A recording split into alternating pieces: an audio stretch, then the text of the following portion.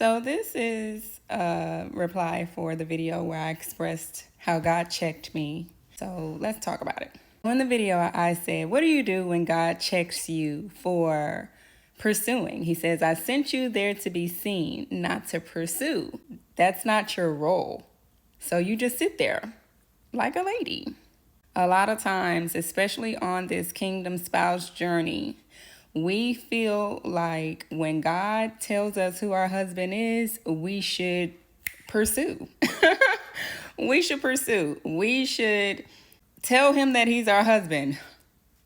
The biggest no-no. The biggest no-no, okay? The biggest no-no. We should tell him that he's our husband.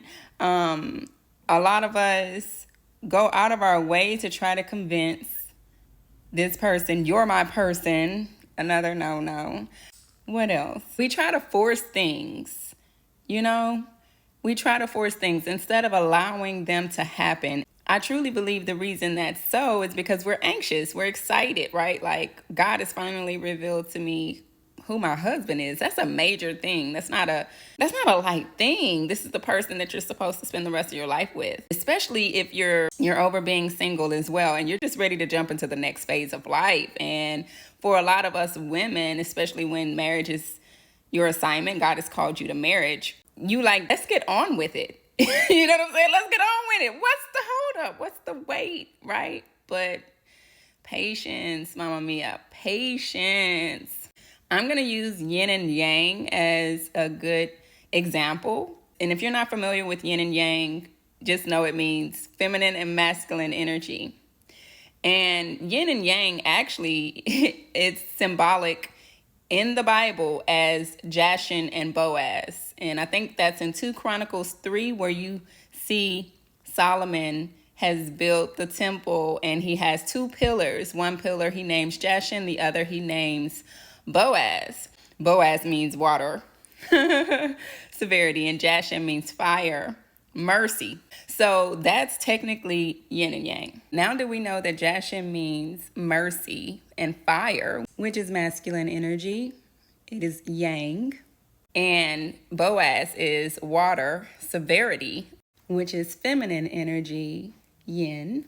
You can see the yin and yang present in the Bible as well. So let's go deeper with that, because yin and yang, we know, are symbolic of the brain, okay? And in energy, obviously, as well. It's balanced, but also the brain. So our brain is comprised of 2 hemispheres, the left and the right hemisphere. So the left side, or the left hemisphere, governs the natural world, and the right hemisphere governs the spiritual world. And so we want to be more in the right when it comes down to receiving Christ, when it comes down to receiving God, because the left is, like I said, comprised of it's logic, it's the physical world, it's what you can see, and it's very limited, okay, because it's based off of what you can see. Whereas the right is based off what you can't see. It's the unknown, it's the unseen. And this is where faith is built. This is where faith is, you come deeper into faith. Faith is explored. Faith is, anything is possible, right? Hebrews 11:1 is a great reference point for that. Faith is the substance of things unseen, things hoped for. So I'm just paraphrasing, but Hebrews 11:1 is a great reference point for our right hemisphere. So why am I telling you all of this? And we were just talking about being a lady. I mean, it just, how does all that even make sense? How does it all fit together? Well, when you think about it, energy, yin energy is feminine energy, and yang energy is masculine energy. And I've been speaking about how we live in an inverted reality. This world is upside down. It's perverted. Even when you think about how God speaks to us, he says that everything pretty much goes through Christ first. It says even that Christ is on the right-hand side, right? That he sits on the right-hand side. So again, you're talking about your right hemisphere of your brain. And yet in the earth, in this matrix, we're taught, even in school, from our earliest days, to read from left to right. Also, We know scripture and we've heard the phrase plenty of times, never let the left hand know what the right hand is doing. And that is essentially God breaking down this inverted reality, because according to the light kingdom, things are from right to left, not left to right. Okay. We live in opposite reality from that which is in the heavenly realm. So for a woman to pursue a man is us reading from left to right. For a man who scripture says a man finds a wife, it's from right to left. So God may share with us who our husband is because we do have a very close relationship with God, but it's not for us to pursue. What God is saying is sit to my right hand so you can be found. Your husband will find you if you are sitting in the right hand. By that, you're aligned to your husband when you are operating in your faith or operating in your right hemisphere or aligned to your husband. So we have to sit like a lady. Okay, we have to learn to sit. We have to learn to be patient. We have to learn to let God lead. We have to learn to be led. We have to learn to be submissive. We have to be a wife before we are found.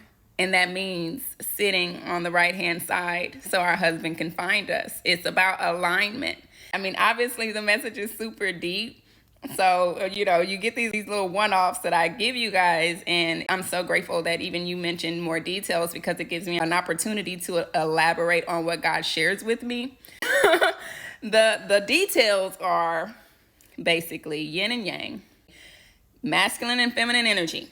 Okay, water and fire energy, right? Knowing that you are multidimensional and you do have both polarities. Thank you. That you are a dual and really multidimensional person, but that you're dual natured. So what we have to learn to do is lean more into our feminine nature, and that does require patience. A lot of it, actually. It's what nurturing, that's one of our characteristics, right? To be nurturing requires a lot of patience. So we're really being built up into this wife while we are in our waiting season. And that's the reason why God told me, I put you there to be seen, not to pursue. That's it. He didn't create Eve and put her in the garden for Adam, all for her to chase Adam. He put her there, and Adam saw her and said, this is flesh of my flesh and blood of my blood. She should be called woman. And we know that was the first marriage. So, yeah, all that.